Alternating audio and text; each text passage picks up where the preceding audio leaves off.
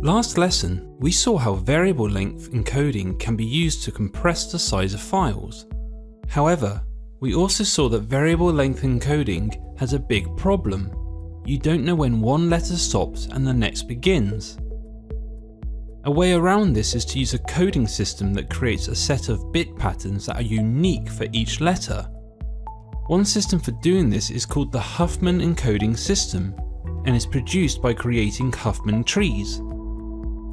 Let's work through an example of this Huffman coding to see how it works.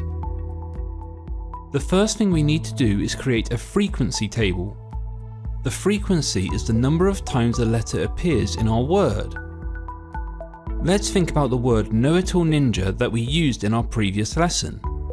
The character K appears once in the word, so it has a frequency of 1. We repeat this process for each letter to produce our frequency table. The next thing to do is to sort our frequency table so that the least frequent characters, i.e. the smallest numbers, are at the top.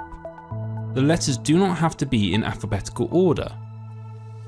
Some Huffman algorithms may put the letters in alphabetical order, but the important thing is that they are ordered by frequency. For the purpose of this exercise, letters of the same frequency are written down in the order in which they occur in the word. Now we start to build our binary Huffman tree. When building this tree, it is important that you remember that a parent node in a binary tree can only have a maximum of 2 child nodes. Let's start by writing out all of our letters as nodes along with their frequencies. We'll write them out left to right, with left being the smallest frequency.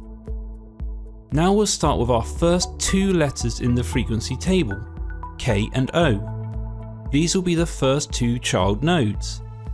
We combine these 2 nodes together to create a parent node for KO. Within this node we write the sum of the 2 child frequencies. We then sort this new node so that the list of nodes are still in order. Now we repeat these steps by taking our next 2 nodes with the lowest frequency and combining them just like before. This would be the W and T nodes. We create a parent node for WT using the next 2 lowest letters, W and T, as children, and as before, write in this new node the sum of the 2 child frequencies. We then sort the new node into the correct position in the list. Our next 2 nodes include the parent node we just created for WT. This doesn't change anything though. The parent node will now become a child for the new parent node we'll create when we merge these.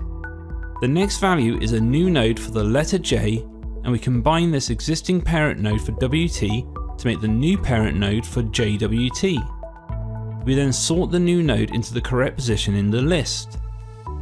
You see that each parent node still only has 2 children. The new parent has the added frequencies of the 2 children. We will next be using the parent node for K and O and the node for the letter I. This will give us a new parent for IWT, which will write in the sum of the 2 child frequencies. We then sort the new node into the correct position in the list. Next we take the next lowest value in the frequency table, which are the nodes for A and L, and combine these to create the parent node for AL. We again write the sum of the 2 child frequencies into this parent node and then sort it into the correct position in the list. The next 2 lowest values in our list are the parent node for JWT and the node for the letter N. We combine these 2 nodes to create a new parent node for JWTN. We write the sum of the 2 child frequencies into this new parent node and then sort it into the correct position in the list. We no longer have any of our original nodes in our current list. This still doesn't change the process though.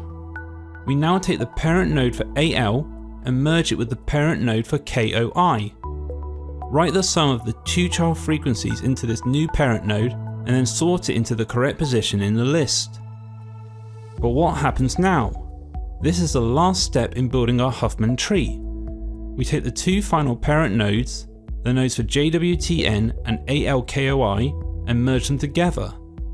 Write the sum of the 2 child frequencies into this new parent node. You'll notice the frequency in this final node is 14, the total number of letters in our word. This will give us our completed Huffman tree. Now that we have created our Huffman tree, we need to be able to use it.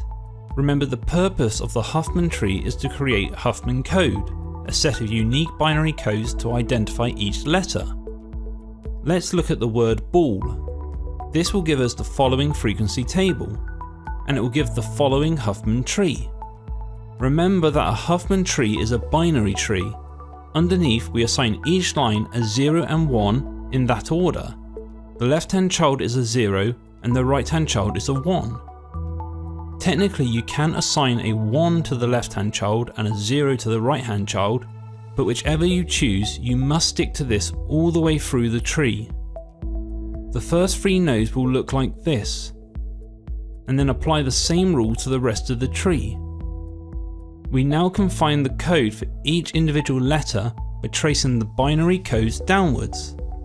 The letter B has the Huffman code 00, the letter A has the Huffman code 01, and the letter L has the Huffman code 1. This means that ball now has the code 000111, and there is only one possible word that can be made from this combination of codes.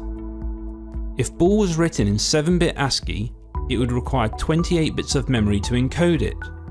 Using Huffman coding, it requires only 6 bits. This is now compressed. So, Huffman trees analyse the frequency of each character within a string. Huffman trees produce Huffman codes. Huffman codes are unique codes for each character in a string. This is a form of lossless compression.